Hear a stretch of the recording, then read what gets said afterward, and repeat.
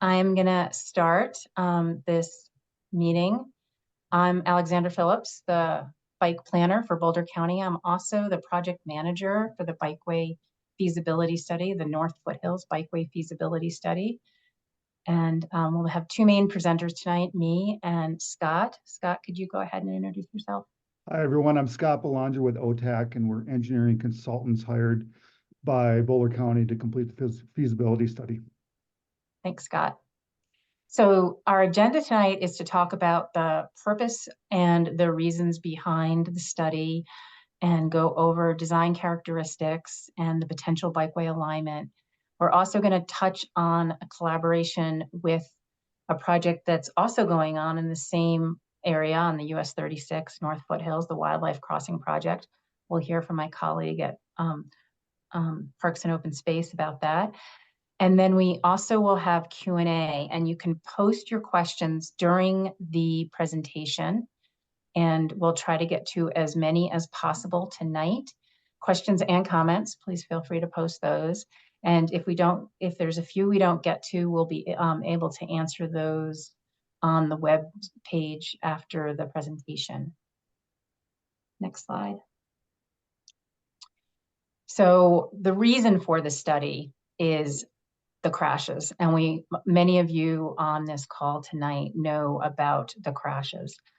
Of the 67 crashes that were severe or fatal and involved cyclists or pedestrians between that 10-year period, 30% of them happened on this one road, and that's the main reason for this study. Next slide. And that's also one of the reasons that in the county's transportation master plan, it was recommended for a separated bikeway. In that same master plan, there was a huge community outreach done, and respondents had a clear priority for separated bikeways. And luckily, when we applied for a federal grant to do this study, it was awarded to us, so we were able to move ahead. Next slide. This study is the very first phase of anything that could happen in regards to a bikeway. So we have to start here. One of the things we had to start with was actually figuring out exactly how much CDOT, the Colorado Department of Transportation right of way, did exist on the side of the road. We had guesstimates, but we didn't have the actual. So we sent out surveyors in the field to get that information. We also collected a lot of environmental information, including sensitive species, threatened and endangered species, wetland information, so we could avoid impacts as we were working on the alignment. And we also had to figure out how to address the topographic challenges, because as many of you know, can be some steep hills on this just off the side of the road. Next slide. So this process, the study, is being done by a steering committee. The Boulder County Transportation Planning Division is the lead on the study, and that's me, the project manager.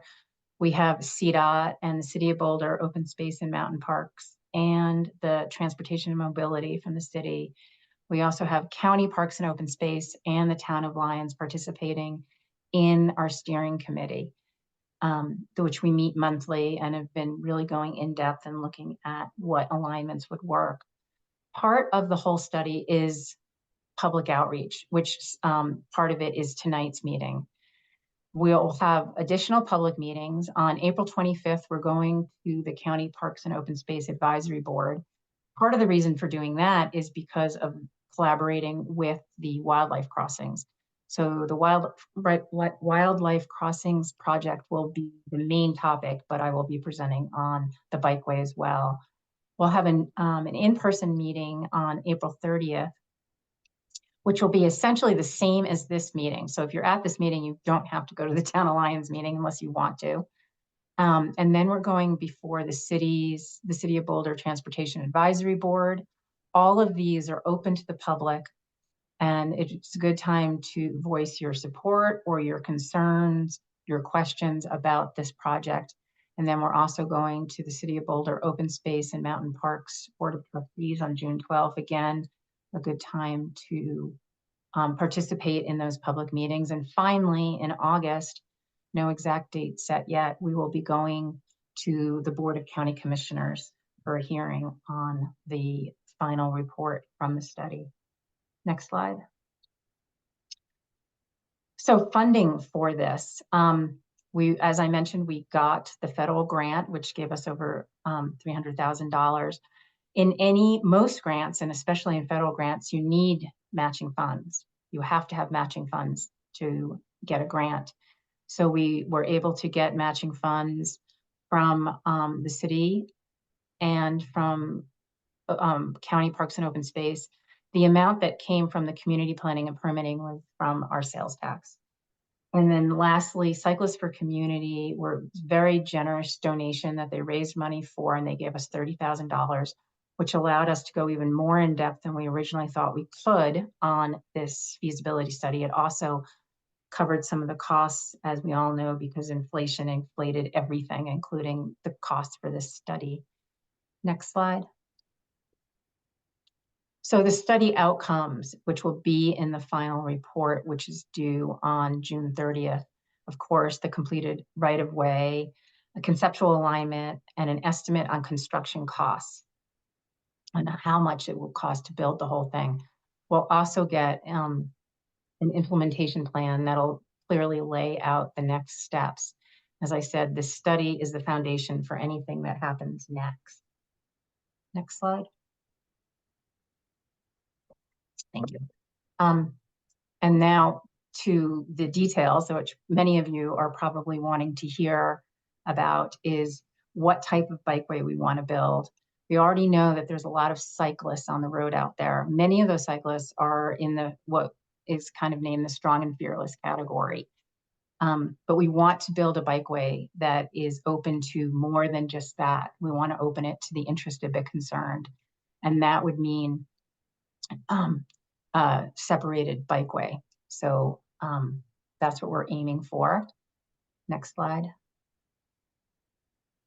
So the design considerations: locate the bikeway within CDOT right-of-way, including as it crosses driveways. I've gotten some questions about that. So, because I know that adjacent landowners have questions about how this will all work. So I wanted to put that in there. This would be a hard surface bikeway, so it could be plowed in winter and maintained year round. It would meet state and federal guidelines for bikeway design. My last two bullet points on this slide are about how to separate the bikeway from the roadway. The one bullet point is how to separate it with space, with at least 20 feet of right-of-way between the bikeway and the road. And I'll be showing you some graphics in a minute on how that looks. The last bullet point is what we do if there isn't enough right-of-way to get that 20 feet. And that's with guardrails and barriers. Next slide. So this is just a quick overview of how it looks. Most of the alignment is on the east side of the road, and that's because there's more right-of-way there, less environmental concerns, and it also more connectivity to a lot of the roads that cyclists want to reach. If you notice, we've got 4 ovals and circles there, designating certain spots where we actually need more analysis before we can really come up with the exact alignment there. That future analysis it's too much to cover in this study. We already have, the entire corridor that we're looking at is 11 miles. So in the next phase, we'll be continuing to look more in depth at how those blue future analysis required ovals will look. Yeah, just to add on to that, we have found feasible alignments through all these areas, but there are alternative locations or other details, connectivity details and whatnot to be worked out. But we do have a feasible alignment through all these areas. It's a matter of the details. Thanks, Scott. Next slide. So what we're aiming for here is a bikeway that's 12 feet with 5-foot unpaved shoulders on either side. That's the basic, what we're moving forward with. And then, of course, the bikeway would be hard surface, probably concrete. Next slide. So this is where we get into a little more of the details. So when we have that 20-foot minimum separation from the road, there really doesn't have to be a lot of structures. It can be this simple design. And the photo on the upper right shows a section of the road that meets this criteria. This is just north of Longhorn Road, which is about 1.5 miles, 2 miles north of the city of Boulder. So that's one big stretch. There's also other stretches along the corridor that would meet this, where you have 20 feet between the road and the bikeway. And the way we got to 20 feet was we looked at 30 feet, but we really didn't have the right of way to do it. So the 20 feet minimum, and of course, when we would have more right of way, we could get it a little further. But if you go to the next slide, you'll see that we're also working with places where we don't have that 20 feet. And another way to get that separation is with barriers. And there's sections of the US 36 bikeway that have that exact structure right now with a barrier separating the road from the bikeway. Next slide. And then there's, to go even a little more in depth, as I mentioned, there's a lot of topographic challenges along the bikeway, and where there is a steep hill, we would also have to possibly put in a retaining wall, and then also the barrier. One of the reasons I'm going into this is to show you what this bikeway could look like. Next slide. So here again is some more design. The bikeway with the barrier on the uphill slope. The slide before was the downhill slope. The lower picture on this slide is if we have that 20 feet, but it's still a very steep slope, we still may need to put in a retaining wall or some other structure. Next slide. So to me, on the right is the most important here to give a realistic view of what we're looking at, because 7 miles of this 11-mile corridor, we have that 20-foot minimum separation, which is less costly to construct and possibly goes to a better user experience. But I'll wait to hear from all of you, all the attendees here, on if that's correct. And then 4 miles of it is where we would need the more costly to construct, possibly closer to the road. So that's the breakdown. Next slide. So as I mentioned, this feasibility study is funded through the federal grant and through the matching funds and the generous donation from Cyclists for Community. The final report on the study is due June 30th. The next phases of this study to look at the more detailed design, including those further study areas that we talked about and construction, is not funded. We are looking for funding, but it is not yet funded. Next slide. And now I'm going to hand it over to my colleague at County Parks and Open Space, Susan. Hi, everyone. So I am Susan Spalding. I am the Environmental Resources Specialist with Boulder County Parks and Open Space. And I'm going to be giving you a very high-level summary of our Wildlife Crossings project, which is also located along the US 36 corridor. And as Alexandra has mentioned already, these two projects are being planned with full communication occurring between all involved county departments. Okay, so why is this corridor along US 36 being prioritized to decrease wildlife vehicle collisions? So wildlife staff at County Open Space have always understood this corridor to be highly problematic for wildlife vehicle collision rates. And it's been a longstanding goal to work towards increasing human and wildlife safety. So to confirm the relative importance of this corridor in the big picture, we can now look to the recent CDOT and Colorado Parks and Wildlife study called the Eastern Slope and Plains Wildlife Prioritization Study. So released in mid-2022, this study analyzed many factors to identify the most problematic highway areas in CDOT's regions 1, 2, and 4, which basically correlate to the eastern half of Colorado.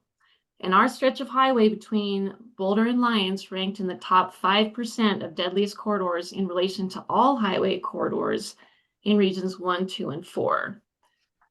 All right, so next slide.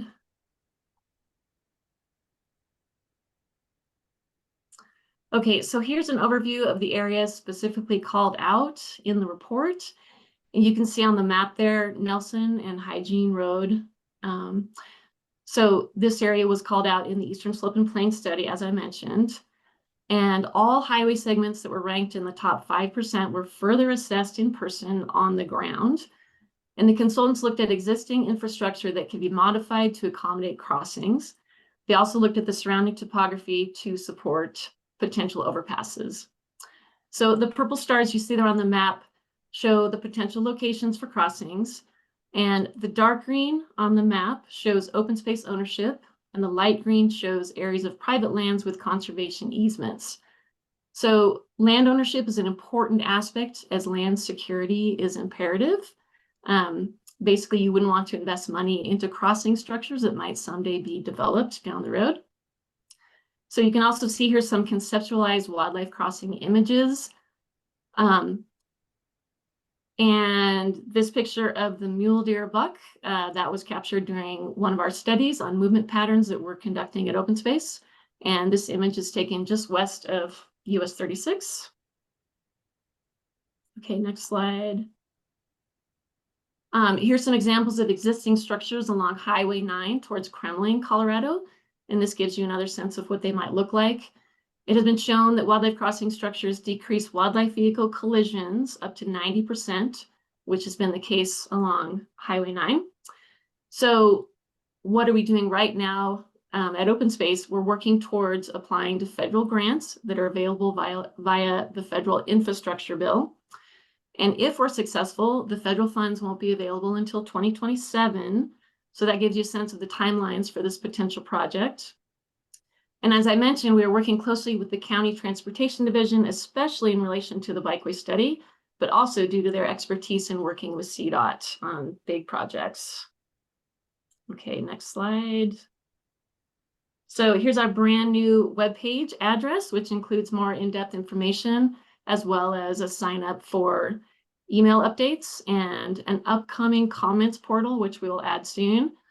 And as Alexandra has mentioned already, both of these projects will be presented to our Parks and Open Space Advisory Committee public meeting on April 25th, so just next week. And I'll be going into much more detail during that presentation on this project. Thank you.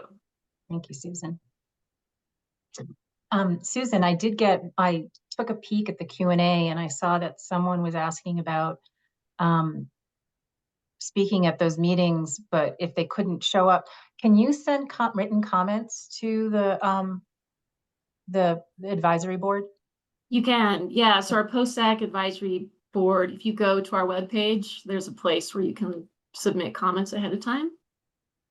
And I'll post that on the North Foothills Bikeway Feasibility Study webpage as well, so you can find those all in one place. But all the public meetings that I mentioned a minute ago also will take public comment. So thanks, Susan. In a few, soon I will be posting a survey and I'll be sending it to everyone who participated in this webinar, asking some basic questions like, do you ride the road now? And if you ride the road now, would you ride the bikeway? Questions like that. It'll be a very short survey, so keep an eye out for that. Next slide. I'll finally get to the Q&A. That's a lot. Oh, no, there should be one. Oh, no, Yep, no, there. no. Thank you, Scott. So here is the link to the North Foothills Bikeway webpage where you can leave your comments, and I will update it to show all those other meetings. It's not on the webpage yet, but it will be very soon. Another way to keep track of this project is to sign up for our e-news, and you can sign up just for this project or other county projects. If you just go to that boco.org e-news link, you can sign up there. You can also email me with any questions at that aphillips@bouldercounty.gov. And there's the list of the meetings that are coming up. I'll have more information on the website. So to the questions.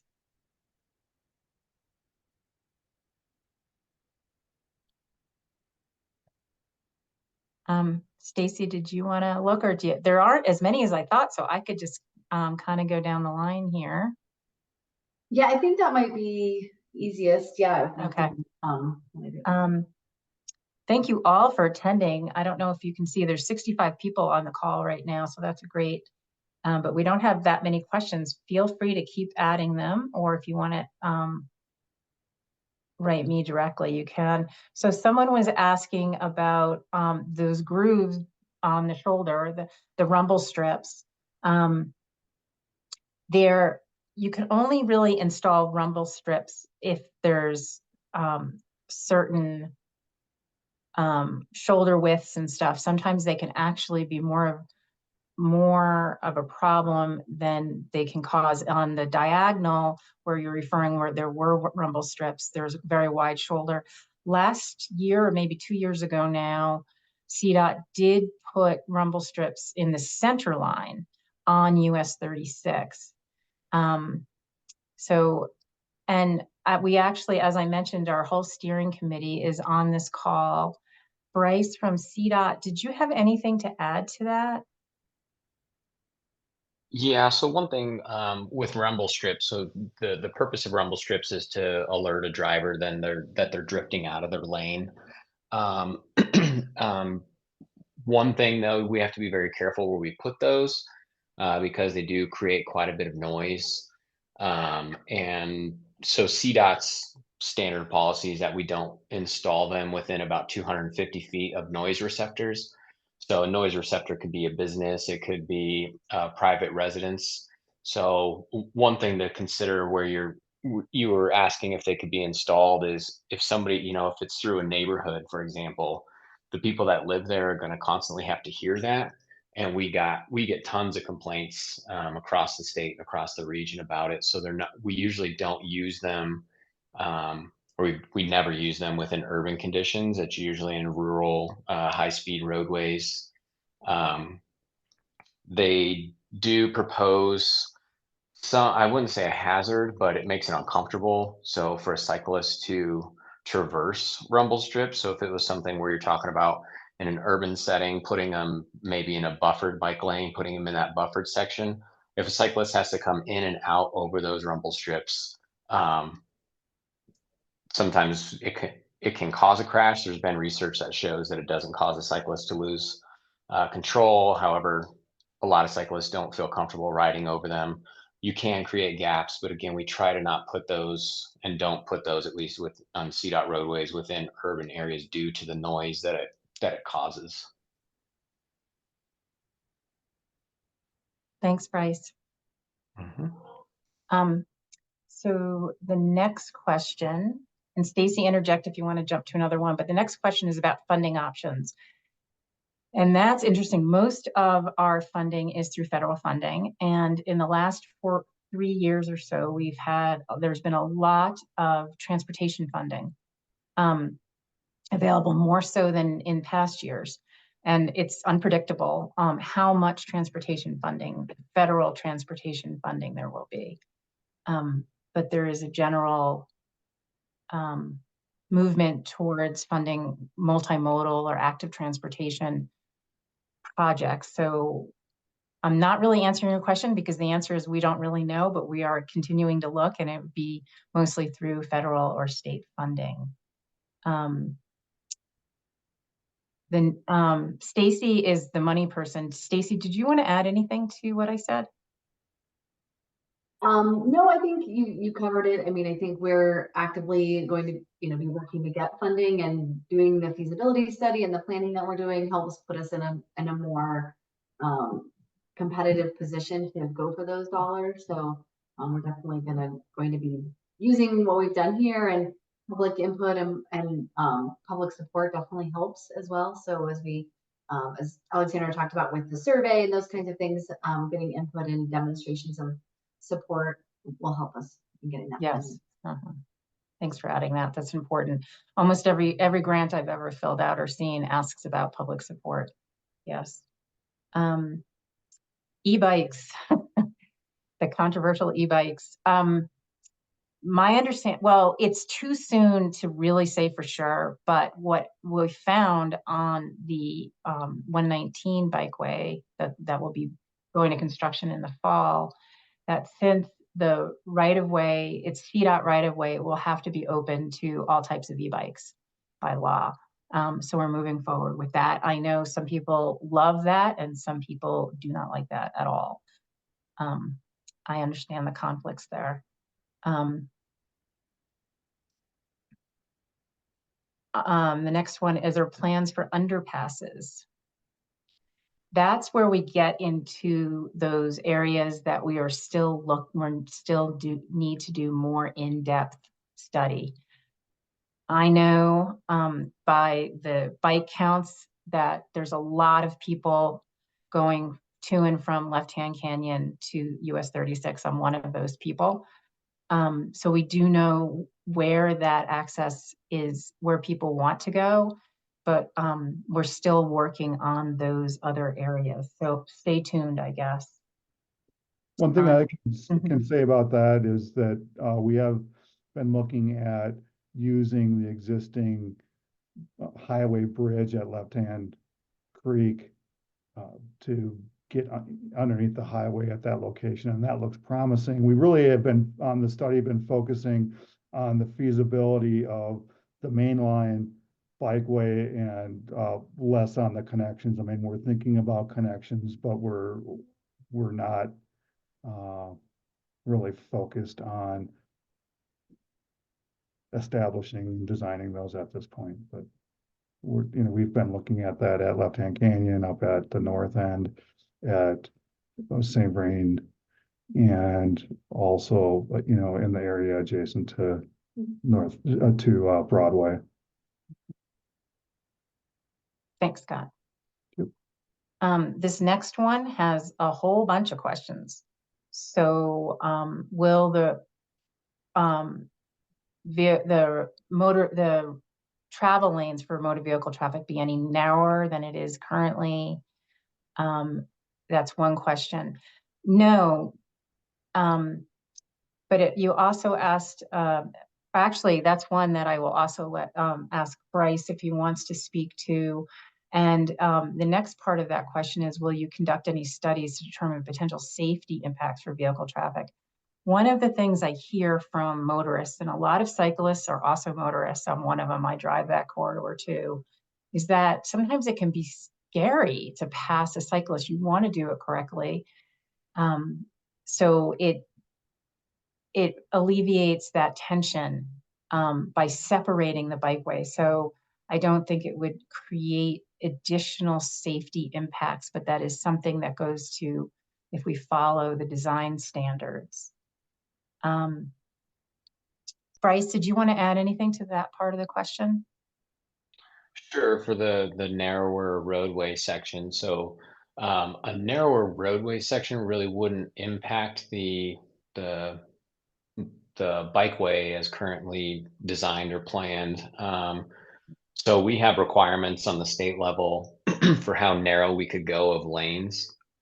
Typically, we will only go as narrow as 11 feet, which currently the lanes out there are about 12 feet wide. So we wouldn't really gain much by removing 1 foot of travel lane there. The width of asphalt, wouldn't change either likely. So your out to out asphalt would still be the same width, which really wouldn't help anything with the placement of the bike lane or the bike path, sorry. Yeah, I can add on to that too, just that our feasibility study is assumed that lane widths will remain at 12 feet, just as Bryce said. And the existing shoulder widths would also remain as they are now, primarily 8 feet. The only place they might be reduced in a few areas where there's much wider than 8-foot shoulders out there, just due to the circumstances at some drainage crossings and other things. But essentially, you could say that both lane widths and shoulders will remain as they are out there now.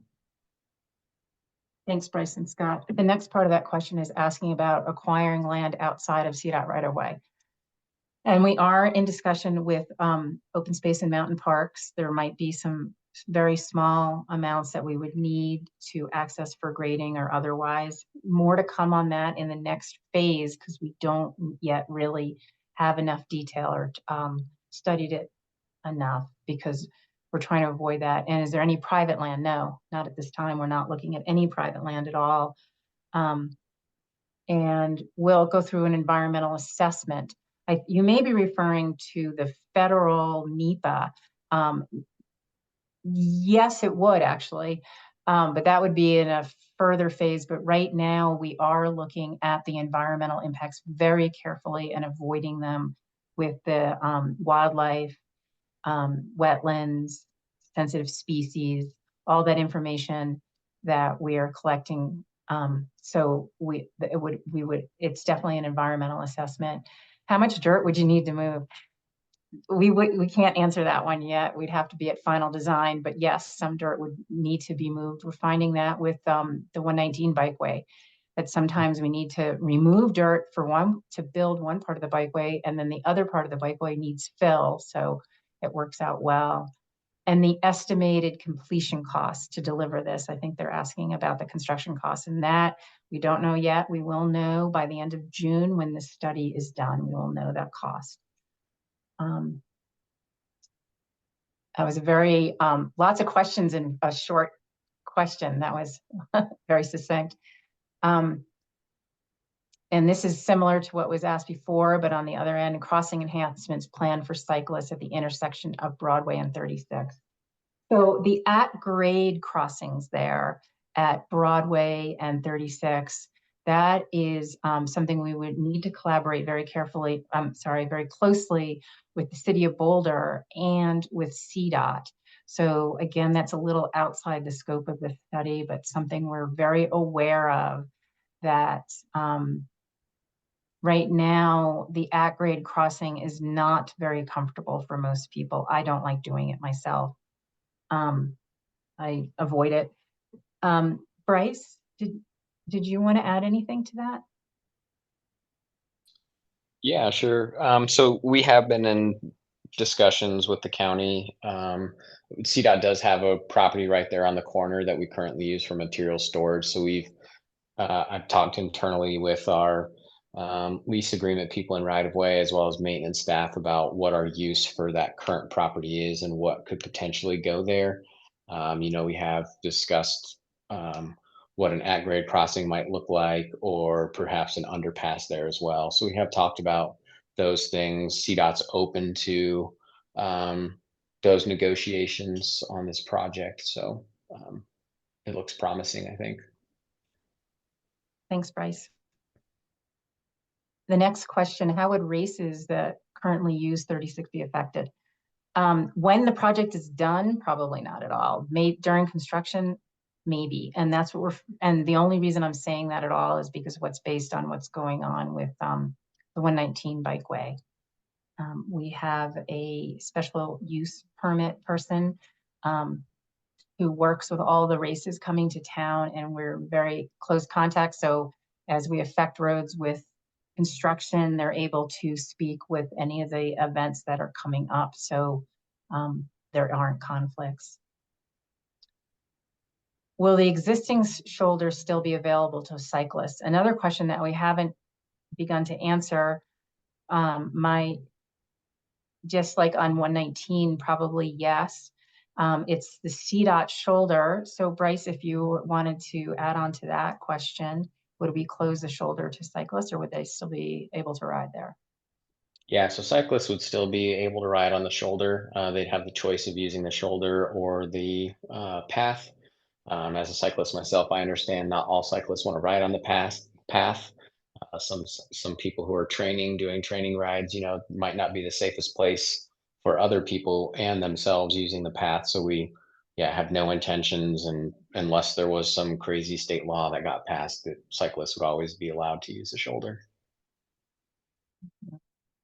Okay, now we're getting a lot more questions. So I'm just going to keep going through, Stacy, but if you want to go kind of to the bottom and fish out some questions I might be missing, but Yeah, I think that makes sense, and I'm trying to answer some that I can by typing, and just so people know the way that this webinar is set up, you can't see the question until we've either answered it live or typed an answer. So so yeah, just so people are aware of that. So you're kind of seeing the questions as we're answering them, but just we're doing it that way so we can keep track of what we've answered and have it. So thanks. Okay, thank you. Someone asked, is funding a sure thing? No, it's not. But we're going to work really hard to find funding. That's all I can say on that, unless Stacy or someone else wanted to add to that. Well, I think they were asking if if the project's definitely going to happen, right, pending the funding. So I think, you know, this feasibility study is, we'll be taking it to our county commissioners to sort of adopt. And if they agree, like, yes, this is a feasible project, we should move forward with it, then we can continue with design and construction. But each step of the way, the county commissioners would be kind of giving that final okay. So we can't really say 100% until they approve the budget, but I know that yeah, so we're just working through that process. And when we do the public hearing, there'll definitely be opportunity for you to show your support. If you want it to happen, you can come, or if you don't, if you have concerns about it, you can come to the public hearing and let the commissioners know your thoughts on that. Will this bike path be only for bikes, or is it thought to be for pedestrians too? It's definitely for pedestrians too. The reason it's called a bikeway is because it'll be designed for a bike way. But definitely, so that'll take into that the height of the cyclist or the width, and just generally follow bikeway design standards. But yes, definitely open to pedestrians as well. How many bicycles use the road currently? In 2020 was about 91,000 was the count. And of course, that was in the middle of the pandemic. Other years, it's a little less than that is what we're seeing. That count is from the CDOT counter, which is currently actually not working, which is just north of Broadway. You can also look on our website, the county website, and if you just look at traffic volume, it'll show the cycle counts for all the intersecting roads for Neva and Left Hand, and many of those are in the hundreds every day. So if it says like 50, it means every day there's about 50 bikes on that road at least. I think for Neva is about 250 cyclists per day, every day of the year, well, averaged out over the year. So in summary, a lot of bikes use 36. So the extent of this project, it would, and is the 11-mile corridor between Boulder and Lyons, and what would the connectivity be like between Boulder and Lyons? And those are those blue ovals that we're still working on. So stay tuned for those. I'll have a little bit more information in the final report, but it's really for the next phase of the design where we'll really go into further analysis. Does the study look at increased cyclist patterns and impact on traffic flow? This is a good, so increased cyclist patterns. We are expecting that more cyclists would use it once it was opened, once there was a separated bikeway where more cyclists felt safe using it, yes. The traffic flow as vehicles turning on the eastern roadways. And that is something that goes to the design standards, and one of the things that we're not going into that much detail right now in the study, but that's coming later. Scott, if you want to address that, where we're looking at avoiding conflict points between turning vehicles and cyclists. Did you have anything to add to that? No, we're not, for this feasibility study of the main line trail, we're not looking that closely at that. We are giving some thought to how far the bikeway would be set back from the main line intersection, or from the main line of 36, so that there is sufficient room for cars to queue out in front of the or between the bikeway and 36. That most of the details of exactly how the intersections are laid out is, beyond feasibility of the bikeway itself. So that's something that'll be looked at more closely at the next phase. Thanks. The next question, if we can help the town of Lyons build getting a bike path from 36 to 66 Junction into Lyons, or before that, there's maybe so actually, Stacy, if I could call on you, because I'm not recalling exactly, we are helping Lyons financially with one path. Stacy, could you speak to that? Yeah, so I believe this is, yeah, the Lyons has a grant to do a bike path, I believe in this area that you're talking about. So they're in the final design phase of that, and I think they're hoping to start constructing it soon. So I can jump in there real quick, because that is a project that we have oversight on as well. Right, yeah. So yeah, they do have funding, and their plan is to construct a path from about McConnell Drive that goes to the intersection, or almost to the intersection of US 36 and Highway 66, and that is an off-street path that goes like behind those businesses there. Thank you. And then the last part of that question was about the bike lanes. And I know that's been an issue. There was a last year or 2 years ago now, I can't remember, Bryce and others worked on a restriping project that allowed for a tiny bit more lane, but there's just a lot of constraints there on 66. So that's outside of the scope of this project.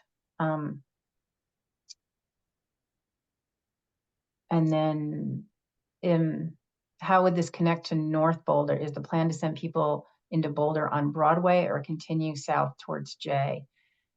Well, cyclists, just like motor vehicle drivers, are coming from all different directions. So, but the closest other bike infrastructure is just off of Broadway. So we'd be really aiming to connect there, but that is really outside the extents of this project. But we're looking at the connectivity, or I should say connecting to J is outside the extents of this project.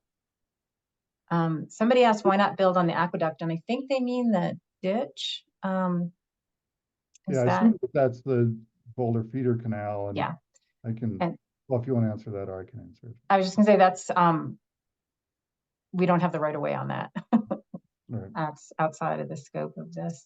Did you want to add anything to that? No, that's what I was going to say, is that all that property is owned by the Northern Colorado Water Conservancy, or I think that's the exact name of it, but it's not publicly owned land, and yeah, it's not public. It's been explored in the past.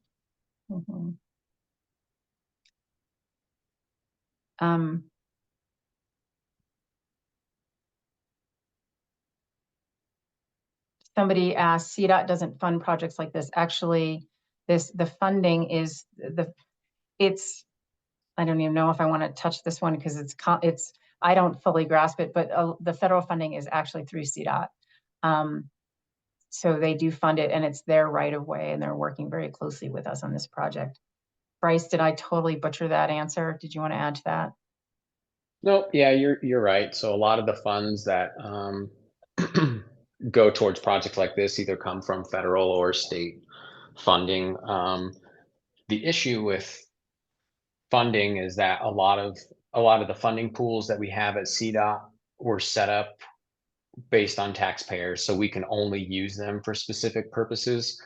For example, resurfacing dollars can only be used to resurface a roadway. We can't even add shoulder widths with that money. It's spelled out in that funding type through legislation. So there are specific funding types for bike ped facilities through the feds or through the state. Some of those funding types aren't open to the state. We're not allowed to apply for them. Only local agencies can. So that's how we partner with local agencies like the county or cities to make projects like this happen. Thank you. And next question is, what can the cycling community do to move this project along? And that's put in to express your support or your concerns to all these public meetings that are coming up, all the boards and commissions, and to us directly at the county. There's my email on the left. So that right now is where it's at. That's the most important thing for anyone in support of this project or against this project to do, is to get your voice heard through those boards and commissions and directly to the Transportation Planning Division through me. And micro mobility, e-bikes and scooters, a plan to have them allowed on the bikeway. Yes, that is currently the plan. So since it is going to be in CDOT right of way, legally, it would be open to e-bikes. And I think that would open it to scooters as well. But I think that's correct about scooters. Sorry. Are there benchmarking models on operational costs after capital project to anticipate impact on taxpayers? That's a Stacy question. Yeah, I mean, I don't, you know, we thanks to the voters of Boulder County, we have a transportation sales tax in Boulder County for rural transportation that includes maintenance. So you know, that's where the funding will come from for the long-term maintenance of this project and the other multimodal projects that we have. Thanks. The next one is a wildlife question. The first part, I'm not quite sure, but I do want to say that we're working very closely together. So these projects are not going to conflict or get in each other's way or make one project harder to do than the other.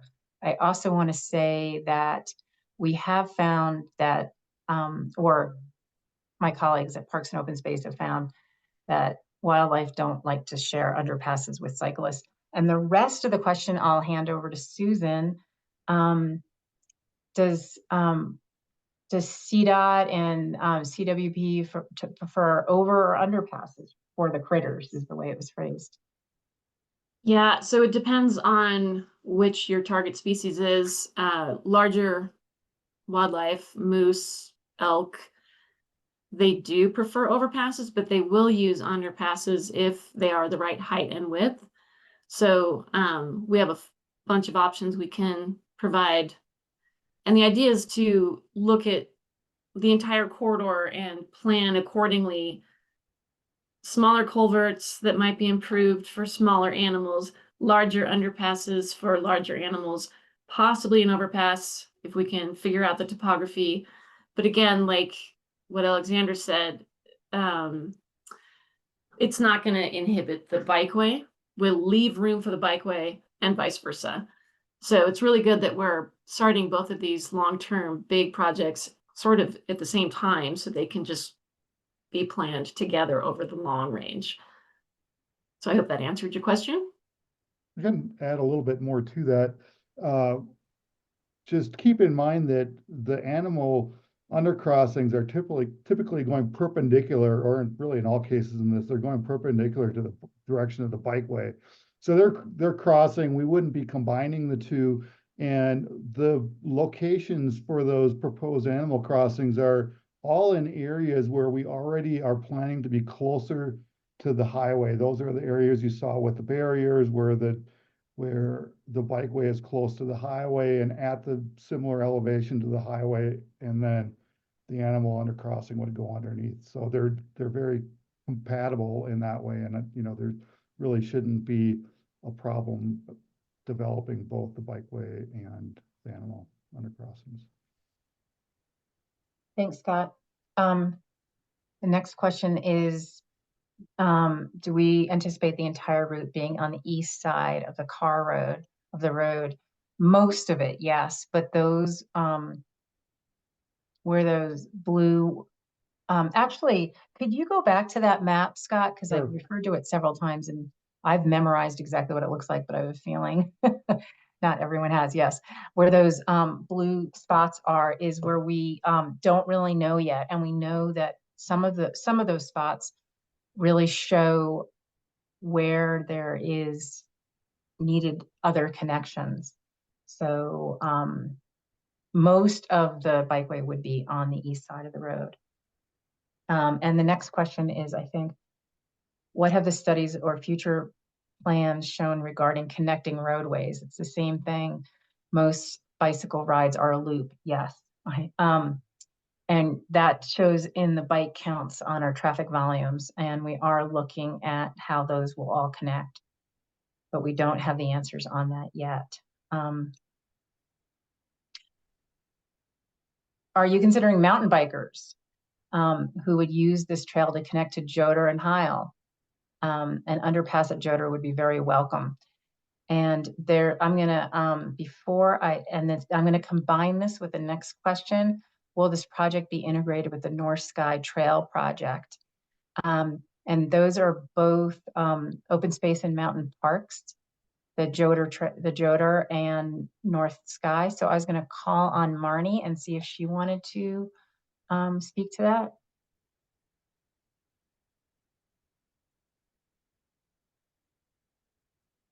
Oh, she wasn't expecting me. I caught her off guard. Sorry, Marnie.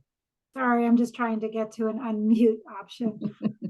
Yeah, it's good that you're on this map, as Alexandra has indicated, has shared the areas for future analysis would be locations where the bikeway could make connections to recreational trails west of US 36. And so there's the potential for it to connect to the Foothills Trail, and that Foothills Trail connects to the North Sky Trail.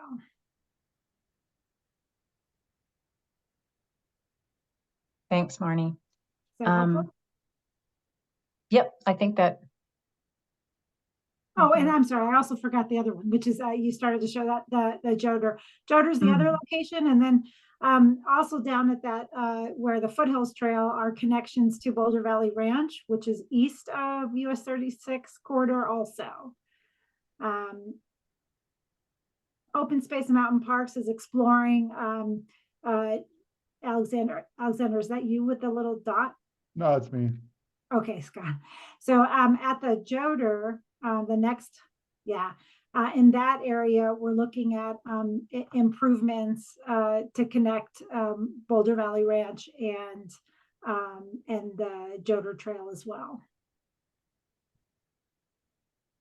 Okay, thanks. Here's another CDOT related question. Future CDOT plans for the shoulders, any wider in the future? And then the new north section with uniform 8-foot shoulders is very good. Bryce, did you want to address that? Sure. Yeah. So one thing I'll start off with, so the uniform 8-foot shoulders to the north, we were able to combine those into a CDOT resurfacing project. The county had received funding for a separate project that they were going to do on their own. And then in collaboration, we decided with the county that we would move that funding into the CDOT project to restripe the road. We also did some restriping through Lyons along with that project to add those wider shoulders. We were able to do that by reassigning some of the lane widths there to the shoulders to provide that for cyclists. But as far as widening the roadway for shoulders, I'm not aware of any future plans to do that. There's a whole lot that goes into that, more than just adding additional pavement width, because then you have to add embankment, which then that could tie into needing right of way from various landowners, which is something that we try not to do. So not saying it isn't possible, I'm not aware of any plans to do that. Thanks, Bryce. And how wide would the bike path be? Would it be comparable to the US 36 bikeway? Yes. We're generally looking at a 12-foot bikeway, and in general, when there isn't the constraints of barriers, and where there are barriers, we're looking for at a 14-foot wide bikeway. Thanks, Scott. So right there. Yeah, generally we're planning for the same design standards as was used on the existing US 36 bikeway east of Boulder. Mhm. Any enhancements to the intersection of 36 and 66 in Lyons? There's a section of, excuse me, of 36 north of that intersection is historically no bike lanes. Yes, we know that. It's a lot of physical constraints, including a huge hillside and private land. Beyond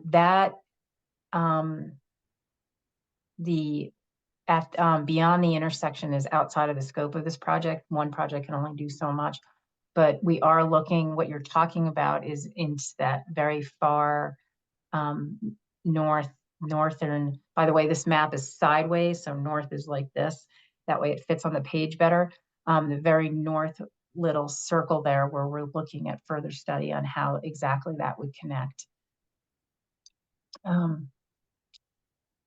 How will your alignment plan accommodate ingress and regress for motor vehicles entering and exiting US 36 from roadways to the east? How narrow will these entry and exit points be? It wouldn't change the road as we know it now, the width of the road. A lot of the travel lanes that motorists use is dictated by standards, either CDOT standards on the US 36 or county standards on the side roads. And we are looking at exactly how to set it up, how to design it, that it's safe for everyone to use, and that sight lines are either enhanced or left. But a lot of that question isn't going to be answered until the next phase of this design. Right now, we're just focusing on the basic alignment, but that's a very important question that we do need to look at and make sure that people can drive and bike safely. How do cycle counts compare to motor vehicle counts?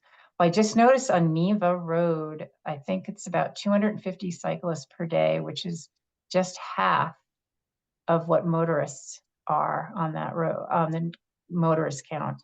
Other roads are very different depending on how bikeable the road is. There are certain roads that see more cyclists than motorists. So, but in general, on roads, there are more motorists. Some of those motorists are driving to bike. Not everybody, but some are. So, and what I should say too is if you go to the county site and you just look at Boulder County traffic volume, it'll come up, it'll show the bike counts and the traffic counts, and you can compare your own. And Stacy, did you have something on that? Oh, I thought I saw, okay.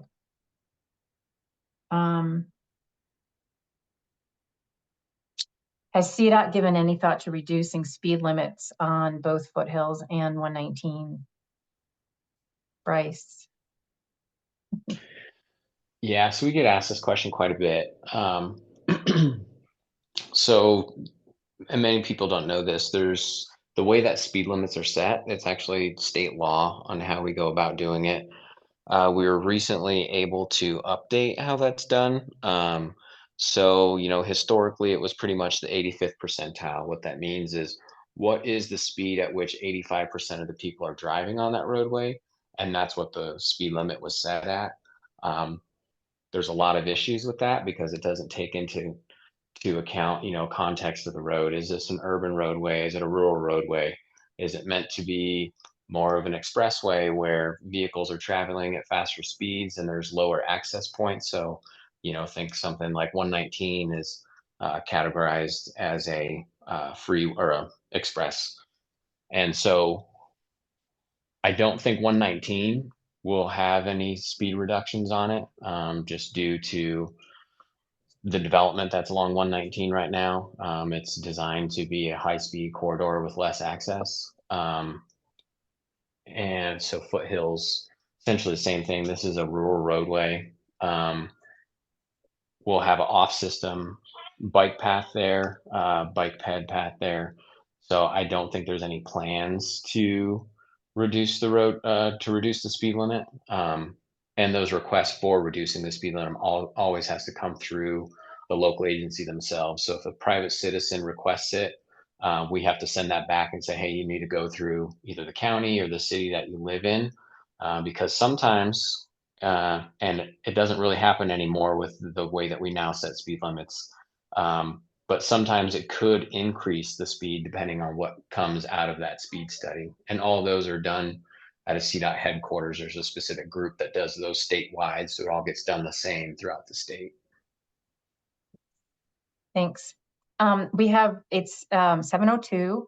We're coming to the end. We have a few more questions, so I'm going to let this go to about 7:05 and then let everyone get back to their evenings. And here's another question I don't know the answer to. Stacy might want to chime in on this one. Assuming things go as planned and funding is approved in reasonable times, the earliest times that we might be able to build this bikeway.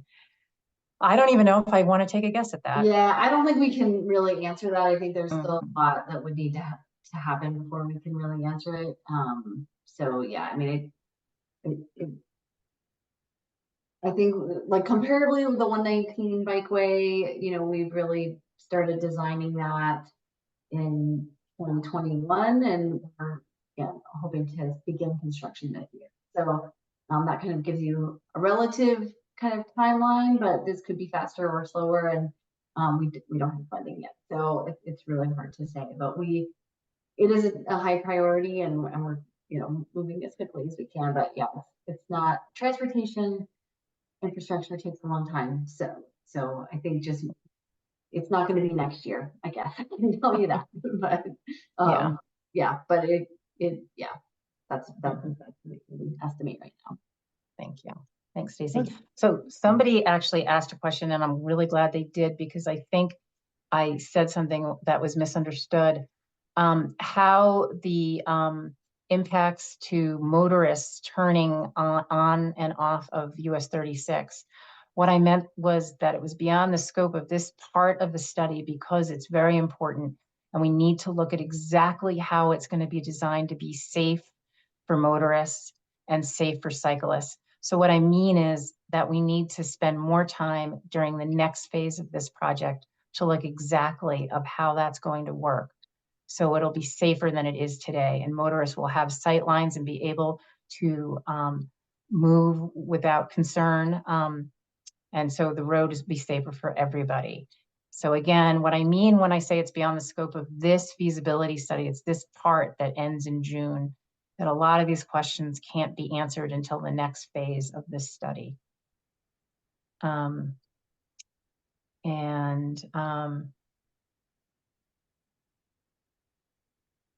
And then, is there any sign support on popular connect? Oh, like digital speed signs. I think sometimes there is one, the county does put out one. I think it's on NEVA usually, where it tells you if you're going faster, but that's something, well, I'll note, and we can talk about that. There's two last questions that I'm going to jump to, but I do know that Bryce saw that question, and I do want to address this one. NEVA Road is challenging now to enter 36. Something to be mindful of. Yes, and that's exactly why NEVA is part of that blue oval there, because it's very challenging. It's kind of just came about being designed that way, and there could be a lot of safety improvements, but the topography there is very challenging, to say the least. So yes, here's the last question, and then we'll call it an evening. The bike path crosses a side road. Will the bikers have a stop sign? Be expected to stop for each one? That's an interesting question, because in a crosswalk, you have the right of way. So basically that's another one where it goes to the next phase and exactly how we're going to set it up. But I will say, anytime you are crossing a road, it is best to look both ways first. But would be looking at exactly how that design will go in the next phases And now I said I'd end at 7:05 and it's 7:06, so I'm going to thank those who are left here. Thank you very much for everyone for joining us. And we'll look forward to getting even more comments from you and questions in the next couple of months. Thank you, everyone. Good night.